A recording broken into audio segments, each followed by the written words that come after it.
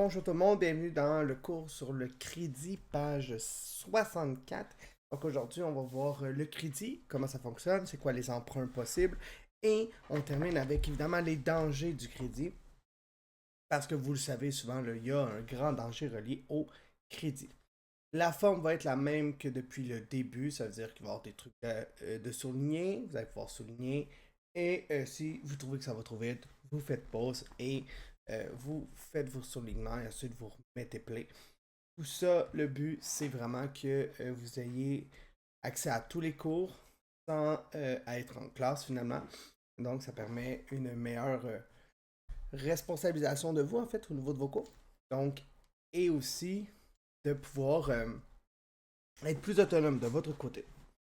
Donc, c'est quoi le crédit? Le crédit, en fait, ça permet d'avoir de l'argent tout de suite, même si tu n'en as pas. Là, souvent, quand certaines personnes, en fait, vont dire, ouais, mais si tu n'as pas l'argent, achète-le pas. Mais vous allez voir, en fait, qu'il y a des situations qui t'obligent à acheter, malgré que tu n'as pas l'argent en ce moment.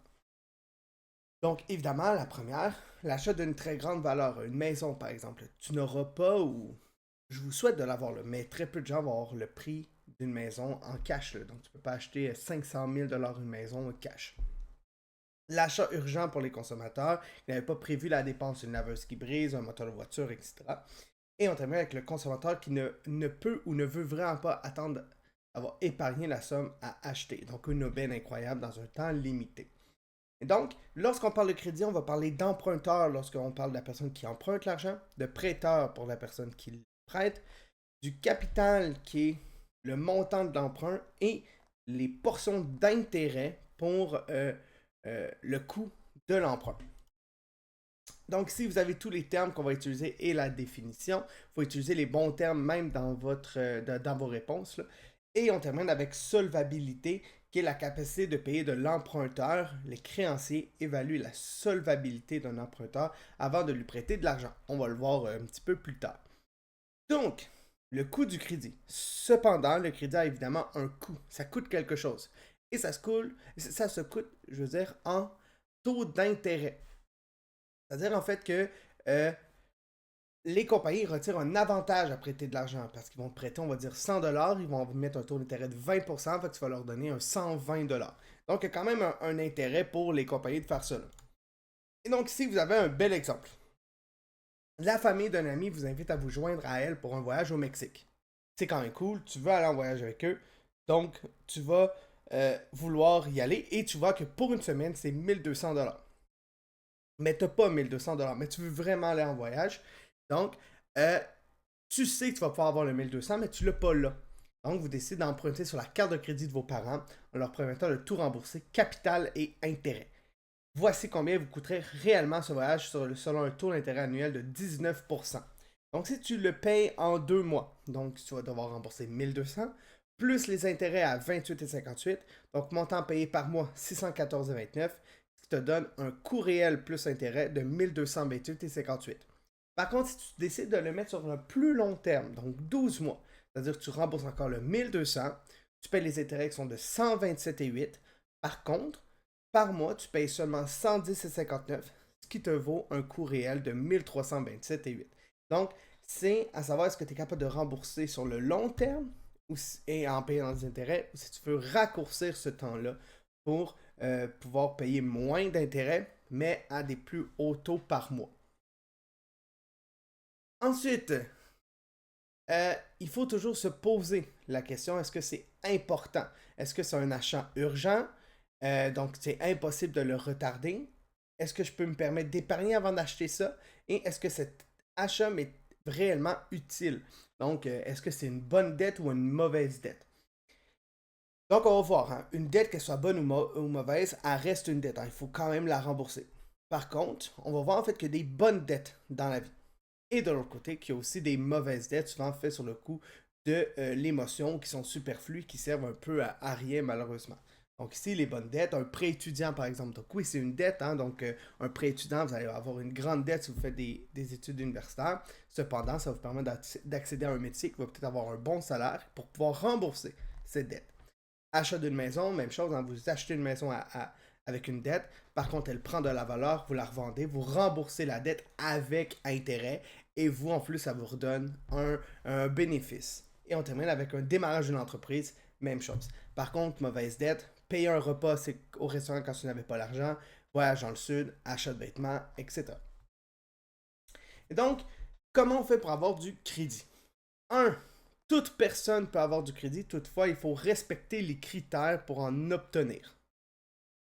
Plus une personne est solvable, on va le voir, donc solvable, c'est la capacité à la personne à rembourser la dette. Donc, plus le prêteur va être enclin à lui donner un faible taux. C'est-à-dire qu'en fait, il le sait que cette personne-là va pouvoir le rembourser, donc il ne fera pas d'argent avec. Par contre, avec quelqu'un qui n'est pas solvable, il va pouvoir lui prêter avec haut taux d'intérêt et comme ça, aller lui chercher énormément d'argent avec ces taux d'intérêt-là.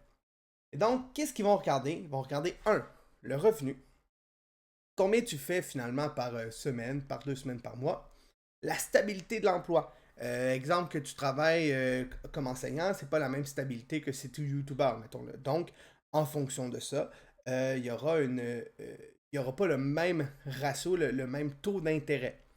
Le niveau d'endettement, est-ce que tu as déjà un ratio d'endettement? Est-ce que tu es déjà endetté? Si oui, ben lui, il va monter son taux d'intérêt pour s'assurer de la fidélité de son argent, donc pour pouvoir recevoir de l'argent.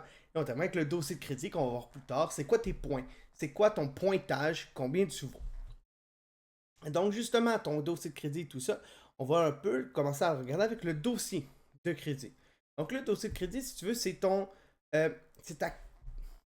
passeport, je veux dire presque numérique, de ta présence dans le monde du crédit pour les compagnies et le gouvernement au niveau financier. Donc, qu'est-ce qu'il faut?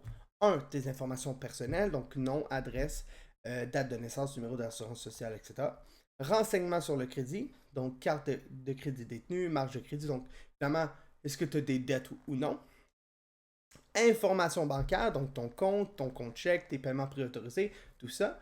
Renseignement public, est-ce que tu as déjà fait une faillite, poursuite contre une personne ou autre? Information complémentaire, donc toute indication permettant de comprendre le dossier et personne ou institution ayant déjà consulté le dossier. Et donc, une compagnie de crédit connaît beaucoup, beaucoup de choses sur toi. Et donc, oui, elle est consciente de qui tu es et comment ça fonctionne. Donc, ce fameux pointage, donc dans la vie, ils ont établi des points. Donc, oui, à l'école, tu es noté.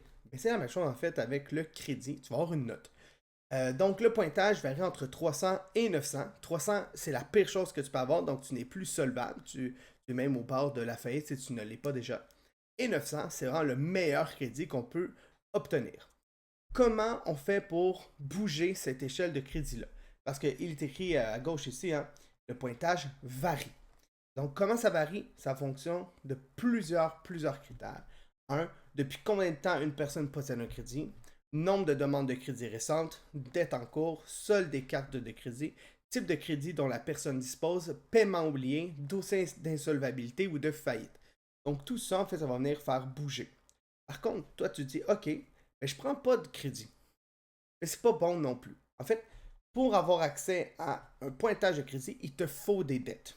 Donc, c'est là, en fait, que ça devient un peu étrange, en fait, le monde du crédit. C'est que si tu vas avoir accès à un crédit, d'avoir accès surtout à un bon crédit, donc peut-être dans le très bon ou même excellent, il te faut prendre des dettes, mais les rembourser au bon moment. Et donc, si tu es absent de la sphère du crédit, donc tu as payé ta maison cash, tout est cash, et finalement, en fait, que tu n'es pas présent, comme je l'ai dit, sur la sphère du crédit, en fait, tu n'auras pas cette échelle de pointage-là.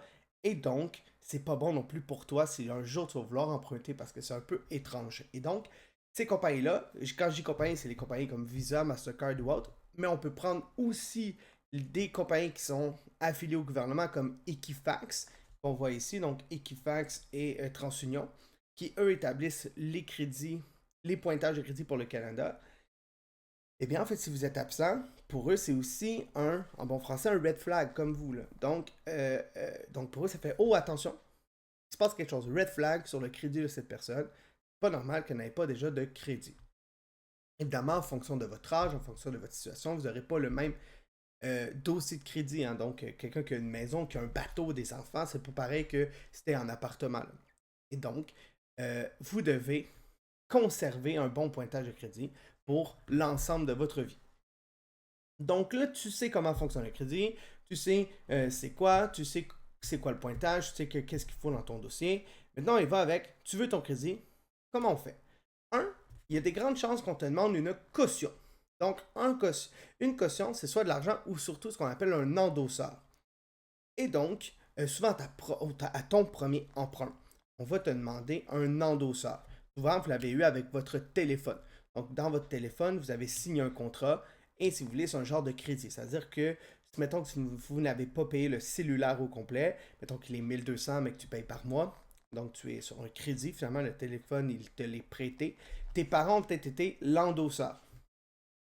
Et donc, cette personne-là, elle est là pour s'assurer que si tu ne payes pas, bien, c'est elle qui va payer pour toi.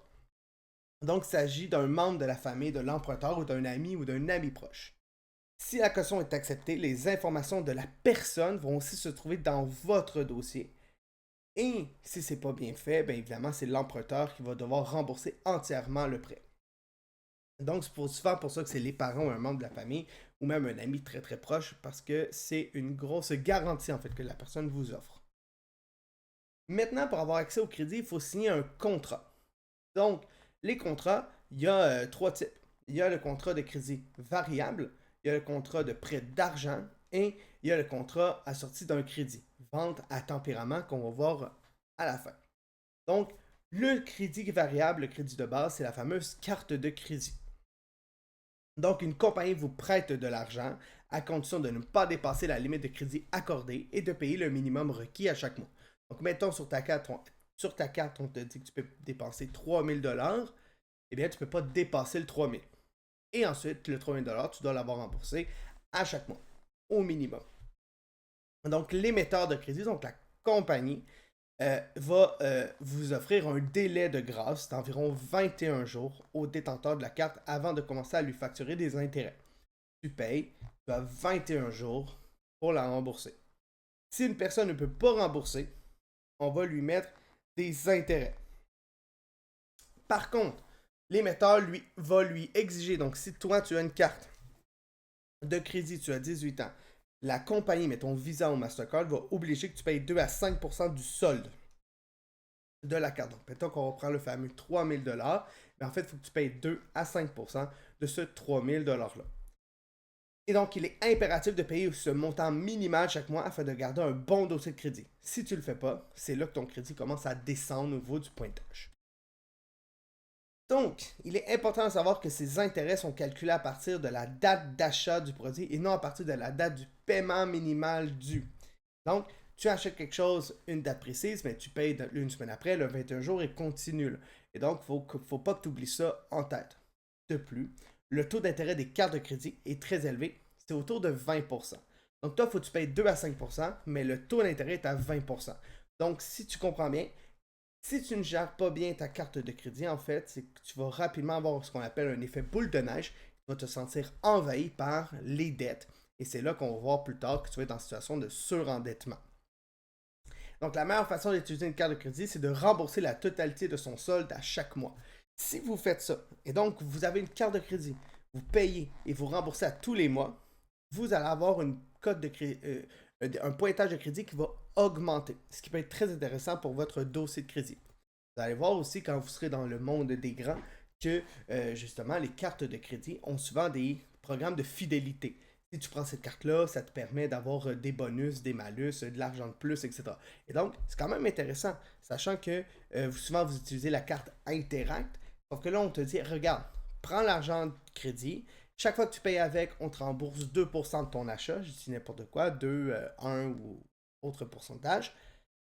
Mais toi, tu le sais que tu as l'argent. Et donc, ce que tu fais, tu payes, mettons, quelque chose à 50 dollars, on te rembourse 2%, mais toi, ensuite, tu prends le 50 dollars de ton compte Interact, donc ton compte à toi, tu le rembourses. Donc, tu as juste fait un gain finalement de 2% parce que tu avais déjà l'argent. Donc, c'est pour ça, en fait, que presque la majorité des gens ont une carte de crédit, c'est que ça te permet de gagner des cadeaux, si on veut. Et mais tu as l'argent, c'est juste que tu veux aussi avoir le cadeau. Donc, c'est bénéfique pour tout le monde. Donc, c'est quoi aussi les avantages d'avoir une carte de crédit? Vous l'avez là, assurance en cas de perte ou de vol, non nécessaire de garder beaucoup d'argent sur soi, permet d'établir ses antécédents de crédit, aucun frais lié à chaque utilisation, utile pour un achat urgent non prévu et les achats en ligne, et programme parfois offert, assurance voyage, garantie sur les produits, accumulation de points, etc., comme je vous ai mentionné. Par contre, inconvénient, ça se perd et ça se vole facilement, peut être fraudé, donc augmente le risque de vol d'identité, ça c'est très important, surtout avec le cours sur le vol d'identité, peut faire diminuer le pointage de crédit si on ne paye pas. Frais annuels possibles, donc mettons annuellement, tu vas devoir payer, mettons, 30$. Peut inciter à la dépense et affecter la solvabilité si vous ne gérez pas bien votre budget. Et on finit avec le taux d'intérêt qui est plus élevé que la plupart des formes de crédit. Donc on se rappelle, c'est 20%. Donc il faut que tu sois sûr de pouvoir le rembourser, ce 20%-là. Ensuite, on a la marge de crédit. C'est comme une carte de crédit, mais il est plus difficile de l'obtenir et ça nécessite d'être déjà bon dans le domaine du crédit. Si on comprend bien, tu commences par une carte de crédit et ensuite tu peux aller voir une institution financière comme le Caisse des Jardins, Banque nationale ou autre et aller lui demander une marge de crédit.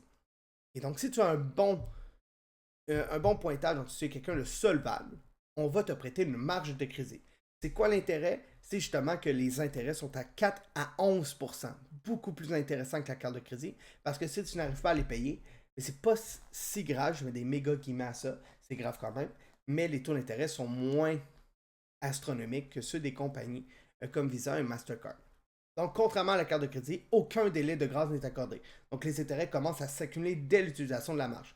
Donc, tu payes quelque chose avec la marge de crédit, c'est automatiquement avec un intérêt. Donc, un versement mensuel minimal est requis si on ne peut pas payer le solde en totalité. Il existe plusieurs types de marge de crédit, la plus connue étant l'hypothécaire ou personnelle ou étudiante, qu'on va voir ensemble. Donc, évidemment, tous ceux qui ont ça, ils ont des droits et des responsabilités, c'est super important. Donc, vous êtes responsable de lire et de comprendre le contrat, payer les mensualités, signaler immédiatement lors du vol et payer 50$ sur l'ensemble des achats faits après le vol. Les droits, bénéficier immédiatement du bien ou du service, recevoir par écrit les renseignements du contrat, recevoir un avis de modification des conditions 30 jours avant et recevoir un relevé de compte mensuel. Donc ensuite, on rentre dans le contrat de prêt d'argent, donc la deuxième catégorie. Elle connaît un départ, elle connaît dès le départ le montant exact qu'elle emprunte. Donc quand tu veux prendre ça, tu prends le montant. Donc le fameux prêt hypothécaire. Exemple que tu achètes une maison à 350 000, et en fait tu le sais dès le départ là, que tu veux 350 000. Donc le taux d'intérêt est aussi assorti au prêt, donc tu le sais, la période de remboursement, durée du prêt et le montant mensuel versé. On reprend le prêt hypothécaire qui est le meilleur exemple pour ça. Tu as, mettons, une maison à 350 000, donc tu empruntes 350 000. On te dit le taux d'intérêt va être à 3%, donc tu connais le taux d'intérêt et ça va être sur 25 ans. Donc, tu as le montant, le taux et la période de remboursement et quand tu vas le payer, la date précise, donc tous les deuxièmes du mois. Donc, c'est comme ça que fonctionne le contrat de prêt d'argent. Donc, quand on prend un prêt personnel, maintenant, on ne rentre pas tout de suite sur l'hypothécaire, mais vous allez voir que c'est très similaire.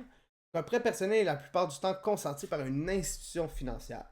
Le montant du prêt dépend de l'achat à réaliser, mais elle est aussi basée sur le revenu et les possessions du demandeur. Donc, tu veux un prêt, c'est bien, sauf qu'on va aussi se baser sur ce que tu possèdes déjà. Donc, tu ne peux pas demander le chiffre que tu veux. Et donc, ça va être versé en un seul versement dans le compte bancaire de l'emprunteur. Tu veux 200 000, on te verse 200 000. Le remboursement du prêt personnel s'effectue en payant une partie du capital et des intérêts par versement périodique. Donc, hebdomadaire, ou de semaine ou mensuel, c'est à vous de signer votre contrat. Le taux d'intérêt d'un prêt personnel se situe généralement entre 10 à 15%, ce qui est moins pire qu'une compagnie de crédit. Donc, c'est toujours ça que vous devez regarder, c'est qu'une compagnie de crédit, le taux est à 20%. Donc là, ici, pour un prêt personnel, il y a moins de risque que la carte de crédit parce qu'on est à 10 à 15%, mais il y a quand même un risque de surendettement qui peut s'enclencher. Donc, pour un prêt personnel, il est important de comprendre que plus le prêt s'étend sur une longue période, moins les paiements mensuels seront élevés. Mais plus la somme des intérêts payés à la fin du terme sera élevée. Comme je vous ai montré au début, on le retourne ici. Donc, si tu payes en 24 mois, donc Julie va emprunter 5 000 $ pour s'acheter une voiture d'occasion. Voici deux scénarios possibles. 5 000 $ après 24 mois. Donc, versement mensuel de 233,4, intérêt payé à la fin du terme 592,96. Donc, elle aurait payé 5592,96. Ensuite, si elle paye en 60 mois, par mois, elle va payer seulement 108,71, mais avoir des intérêts à payer de 1522,60, qui l'amène à 6522,60. Donc là, il faut savoir, est-ce que tu en as vraiment besoin et donc tu es prêt à payer les intérêts sur un plus long terme, ou si tu aimes mieux avoir des versements mensuels plus élevés et payer le moins d'intérêts possible. Et ensuite, on rentre dans le classique, le prêt hypothécaire. Donc ça, c'est pour les achats immobiliers parce qu'ils sont immobiles, donc maison, condo, chalet, immeuble, terrain. Et donc, lorsqu'on contracte un prêt hypothécaire, le bien immobilier est mis en garantie. C'est pour ça que le taux d'intérêt il est faible. On tourne actuellement autour du 3 à 6% en ce moment. Là, ça dit ici 2018, mais encore en ce moment, on est à ça. Pourquoi? Parce que si tu ne payes pas, en fait, ils reprennent ta maison. Donc, en termes de garantie, eux vont pouvoir la revendre et pour eux, ça va être quand même une bonne vente. Ils vont faire du profit. Donc, ensuite, on finit avec le contrat assorti d'un crédit, la fameuse vente à tempérament que vous connaissez. Hein, vous l'avez peut-être fait déjà avec votre téléphone. Donc, c'est un prêt personnel, mais qui est offert par un commerçant. Donc, c'est simple. C'est souvent fait par les compagnies de téléphone ou de voiture. C'est-à-dire que la compagnie de voiture va dire OK, tu vas acheter ma voiture à 30 000 tu n'as pas l'argent tout de suite ou tu ne veux pas payer 30 000 tout de suite. On va te faire un prêt, tu vas le payer sur 5 ans, mais ce ne sera plus 30 000, on va mettre des pourcentages d'intérêt, tu vas me faire un versement. Mais il est important de savoir, et ça c'est très important, les gens l'oublient beaucoup. Quand tu achètes une voiture à paiement ou un téléphone à paiement, tu n'es pas le propriétaire de la voiture ou du cellulaire ou de la chose que vous payez jusqu'à temps que vous ayez terminé.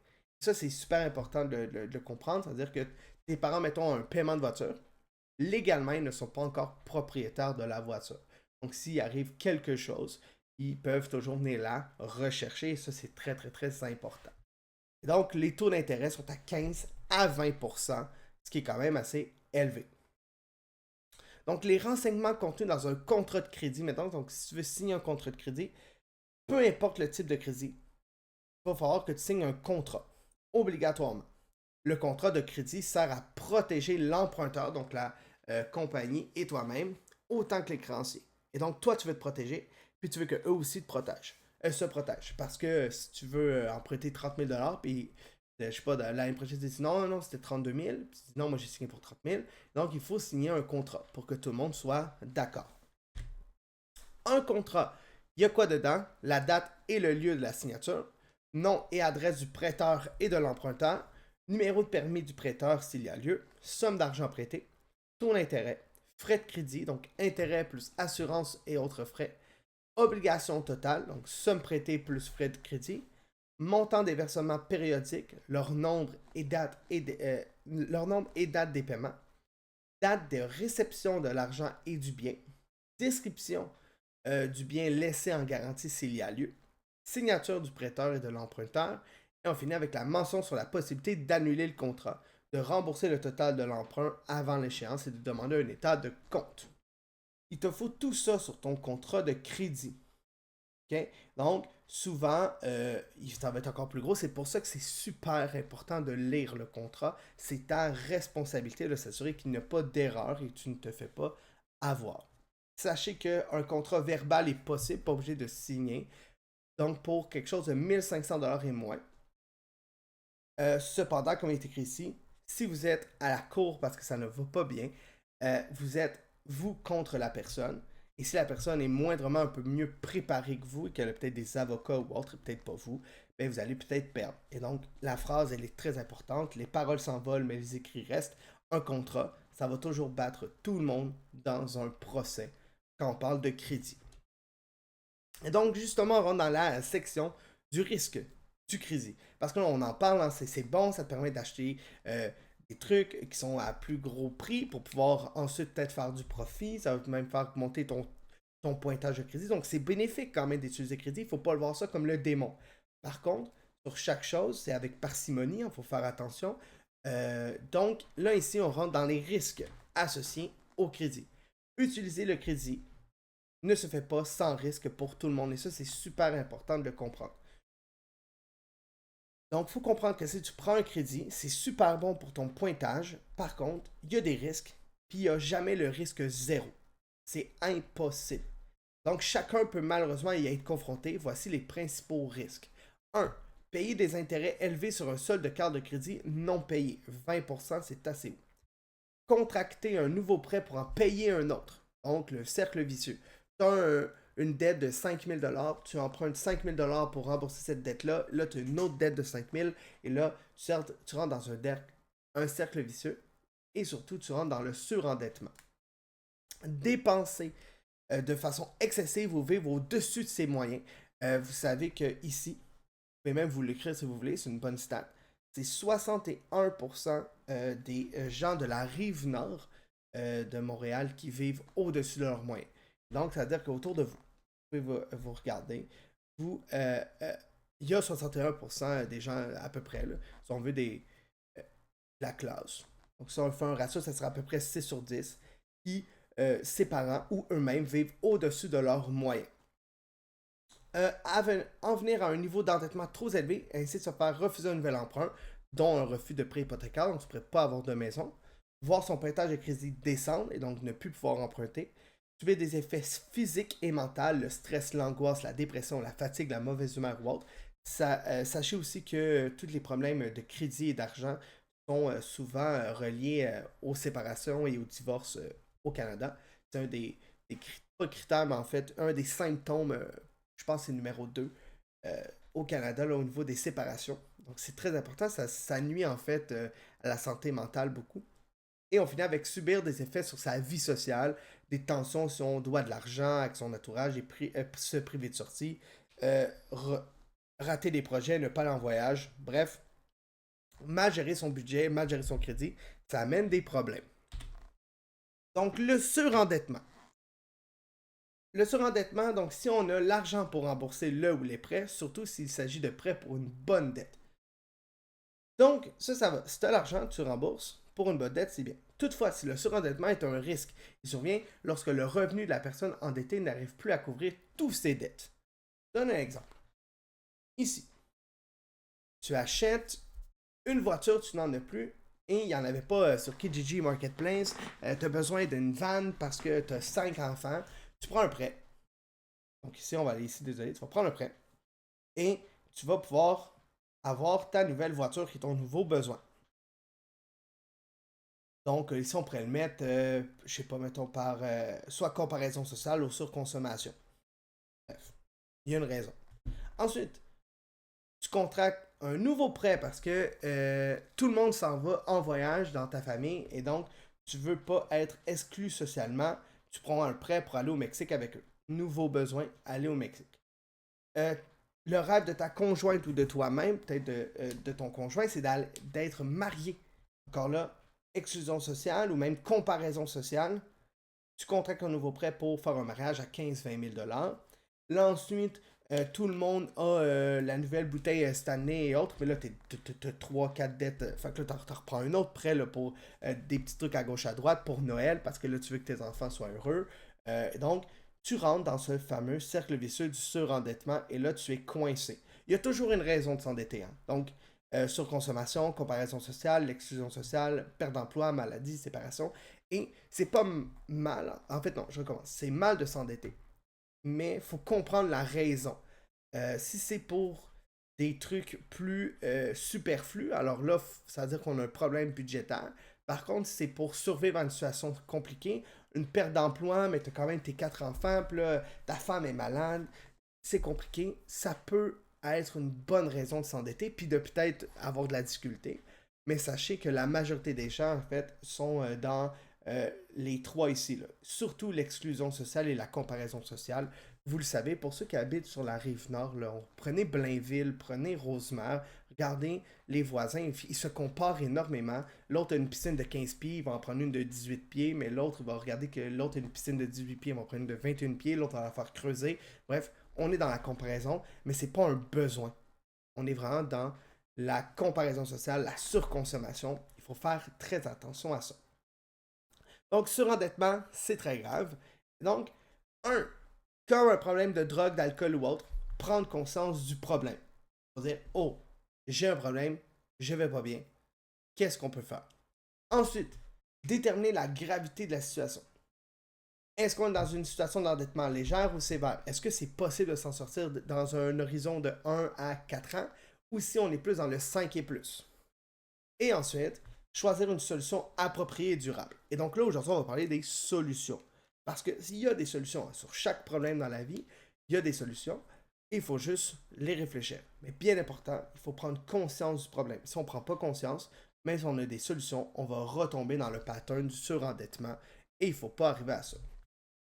Donc, si on a des problèmes mineurs, on fait juste réaménager son budget. Tu prends mon Excel que je t'ai donné, même si tu as 40 ans, on s'en fout, il va fonctionner.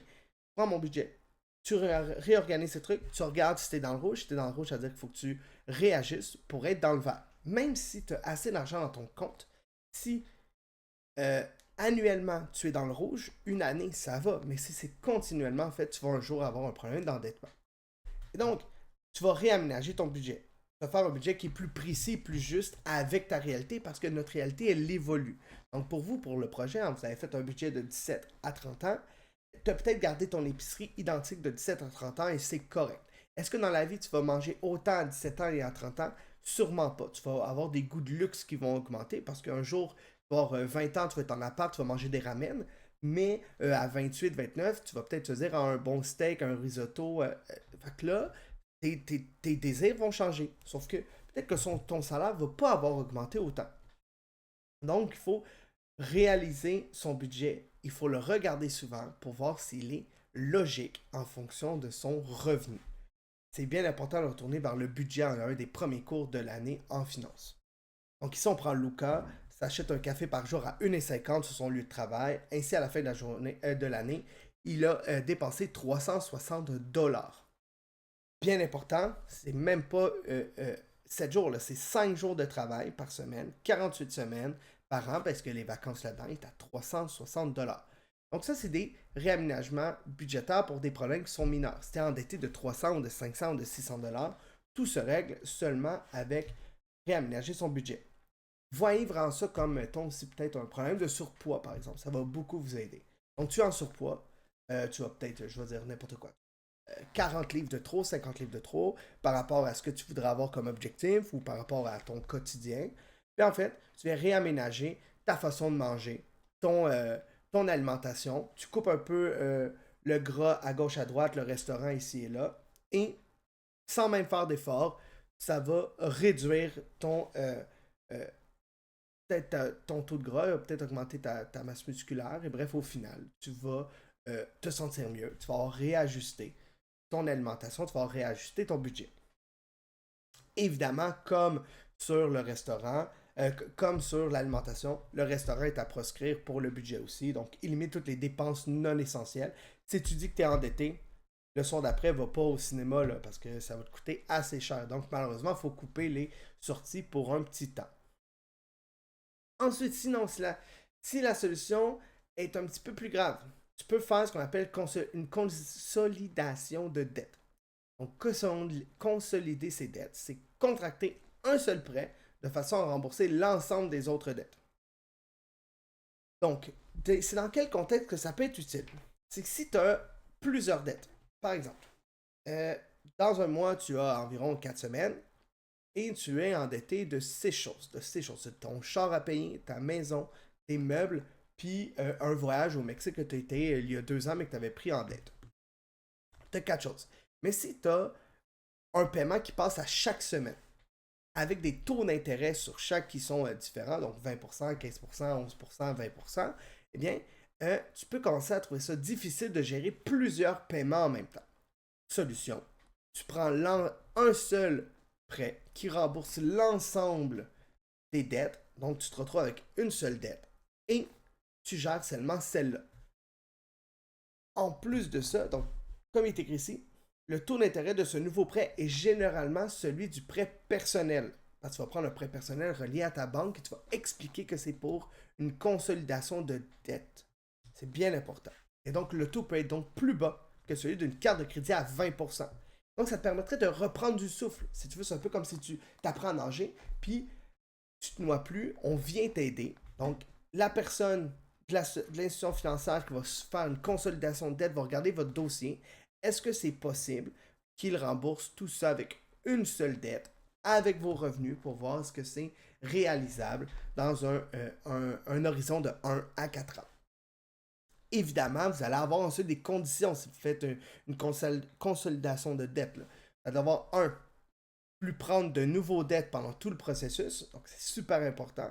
Et deux, s'assurer que ton dossier de crédit ne soit pas entaché par exemple, en ne respectant pas les conditions du nouveau prêt. Là. Donc, tu concentres tout sur un seul prêt qui a un intérêt plus élevé et tu te grouilles en bon français pour le payer.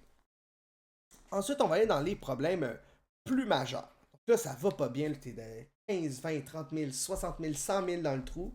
Tu n'y arrives plus, les taux d'intérêt à 20%, ça dépasse en fait ton revenu. Donc, on va dire, mettons que tu fais 4 000 par mois, puis juste tes intérêts sont à 5 000 par mois, tu n'y arriveras jamais. Et donc, pour la proposition de consommateur et la faillite personnelle, la personne endettée doit passer par un syndic de faillite.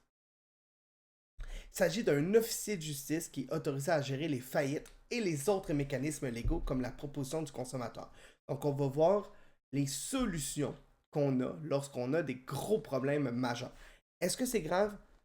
Oui. Est-ce que c'est possible de s'en sortir? Oui. On revient encore avec l'addiction de l'alcool, la drogue ou même tout ce qui est gras au niveau du surpoids.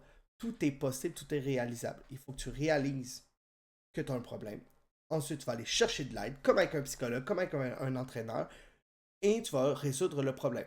Tu vas peut-être prendre la proposition au consommateur, tu vas peut-être prendre le dépôt volontaire ou la faillite personnelle, mais il te faut de l'aide. Si tes intérêts dépassent ton revenu, c'est terminé, l'effet de boule de neige est enclenché et ce sera impossible sans aide de s'en sortir. Parce que tu ne rembourseras jamais le capital, tu vas avoir de la difficulté à payer les intérêts eux-mêmes. Et donc, le syndic, ce qu'il va faire, donc le syndic de faillite, donc, il va administrer les biens dans le but qu'elle rembourse les dettes. Donc, eux, ils vont regarder tout ce que tu possèdes, le revenu que tu possèdes, et on va essayer de te trouver une solution. Des fois, ils vont même aller parler avec les compagnies eux-mêmes pour que tu réussisses à payer. Parce qu'au final, les compagnies, ce qu'ils veulent, c'est de l'argent. Et donc, si tu ne payes jamais, ils n'auront jamais leur argent. Donc, des fois, ils vont être capables de mettre un peu d'eau dans leur vin pour descendre les coûts. Par contre, ça va évidemment entacher énormément votre dossier de crédit. Donc, le syndic de faillite va devenir votre conseiller et surtout l'intermédiaire entre les créanciers et vous. C'est-à-dire que les compagnies vont arrêter de vous harceler pour avoir leur argent. Ils vont se tourner vers le syndic de faillite. Évidemment, ici, on parle de créanciers légaux. S'il y a des problèmes reliés à la mafia, la drogue ou autre, là, c'est un autre dossier complètement. Le syndic de faillite ne peut pas vous aider là. Donc ici, on parle vraiment de trucs qui sont légaux. Donc, le dépôt volontaire, ça le dit, que ce soit volontaire. Donc, de façon volontaire, une partie de son revenu pour payer les dettes. Donc, ça peut, si on te rajoutait un impôt sur ton revenu pour ta dette. Donc, la personne endettée doit elle-même faire ses démarches et s'inscrire au palais de justice pour un dépôt volontaire. Le juge, lui, va calculer le montant déposé en tenant compte de plusieurs critères, dont le revenu disponible et les enfants à charge. Toutes les dettes de la personne, en fait, je recommence. Donc, le taux d'intérêt de toutes les dettes de la personne est réduit à 5%, sauf pour les dettes où le taux était moindre.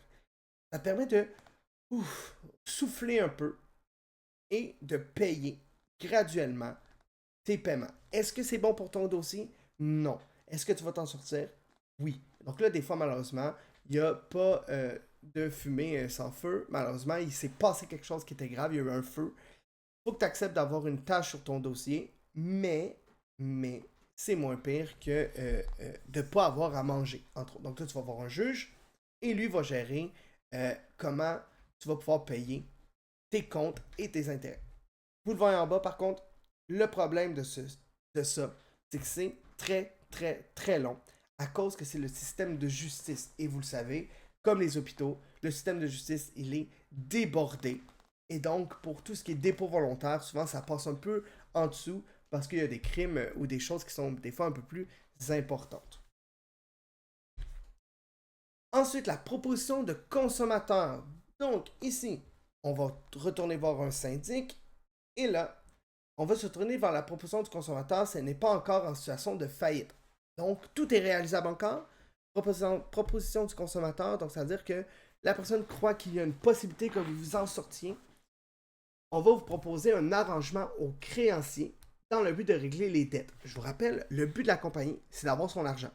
Et donc, le syndic, lui, va proposer à la compagnie et à vous-même un plan qui va permettre de régler les dettes.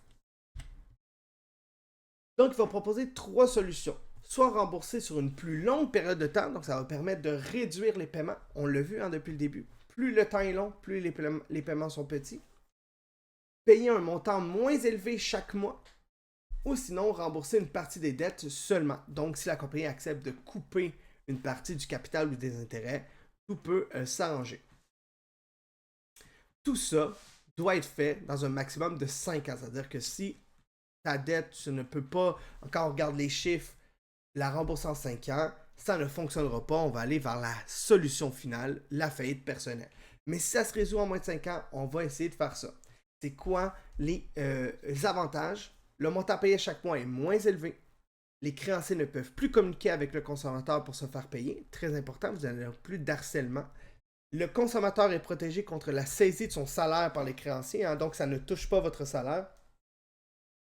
Et ça évite la faillite personnelle. Vous allez voir, la faillite personnelle, c'est le summum que vous pourriez avoir pour entacher votre dossier. Mais sachez quand même que ça va entacher un peu le dossier, mais un peu moins pire. Donc ça, c'est plus réalisable que le précédent. Donc, c'est pas avec le système de justice, avec un syndic de faillite. Donc, lui va s'occuper de la discussion avec les compagnies. Et je vous le dis, les compagnies, ce qu'ils veulent, c'est leur argent. Donc, ils veulent trouver un arrangement aussi pour que vous ayez la possibilité de payer. Souvent, ils vont prendre le premier. Hein. Donc, le premier est quelque chose de très agréable pour eux parce que même s'ils le mettent sur 30 ans, ben, tu vas me le rembourser un jour. Puis si tu meurs, ben, en fait, ta dette va à tes enfants au niveau de l'héritage. Et donc, si c'est pas toi qui paye, c'est la personne après toi qui va payer. Donc, au final, la compagnie va retrouver son argent. Ensuite, pour terminer, la faillite personnelle. Donc, la faillite personnelle constitue quoi? Donc, la solution de dernier recours. Tu ne veux pas une faillite personnelle, c'est la chose qui a des conséquences les plus lourdes. Donc, ici, j'ai tout souligné hein, parce que c'est super important. La faillite est un processus qui permet à une personne considérée comme insolvable de se libérer complètement de la majorité de ses dettes. Les seules dettes que vous ne pouvez pas avoir en faillite personnelle sont les dettes d'études, les contraventions et les pensions alimentaires, notamment par la remise de certains de ses biens. Donc, tu vas donner ta maison, tu vas donner une voiture, tu vas avoir des articles de valeur, mais en fait, on va venir chercher de l'argent, des objets chez toi. Un syndic de faillite gère les faillites personnelles. Il fera l'inventaire de tous les biens de la personne endettée pouvant être vendus pour payer les créanciers. Donc là, c'est le dernier recours, c'est que tu perds des objets qui t'appartiennent pour payer tes dettes. Voici les avantages. Elle permet de libérer tous les dettes sauf les 3 que j'ai mentionnés. Et le processus est plus rapide que le dépôt volontaire. C'est soit environ de 9 à 21 mois. Mais malheureusement, vous voyez bien, c'est-à-dire qu'ils vont venir chercher chez toi ta PlayStation 5. Là. Donc, ils vont prendre tout ce qu'ils peuvent pour pouvoir rembourser ce qu'ils ont droit d'avoir. En plus, il va y avoir une note qui va apparaître à votre dossier dans votre vie et elle va durer de 5 à 7 ans. Et rendu là, ça va être rendu très difficile d'emprunter pour quelque chose ou d'avoir une carte de crédit. Quand je vous dis très difficile, exemple que tu as fait une faillite personnelle, tu ne peux pas aller chez Kudo demander un téléphone gratuit là, mais en paiement sur 24 mois. Ce n'est plus possible parce que tu as fait une faillite. Et la faillite, ça veut dire que tu ne gères pas bien ton argent et que tu as eu des problèmes à payer. Et donc, c'est le summum au niveau du crédit, c'est la faillite personnelle. Vous ne devez pas, vous essayez le plus possible d'éviter cette situation. C'est une situation très grave à qui je souhaite à personne. Parce que c'est pas beau pour votre dossier, c'est pas beau pour la suite souvent de la vie. Mais des fois, et on va être bien honnête, on n'a pas le choix d'arriver là. C'est mieux ça, évidemment, que la mort ou autre. Là. Donc, le but, on se rappelle, on gère son budget, on garde le Excel On le fait même si on a 40-50 ans. Le but, c'est de regarder est-ce que ça fonctionne ou si là, je commence à avoir de l'eau qui monte, puis j'ai peur de me noyer. Et donc, c'est tout pour la capsule sur le crédit. Donc, moi, je vous souhaite une très belle journée ou une très belle soirée. Et on se revoit. Bye tout le monde.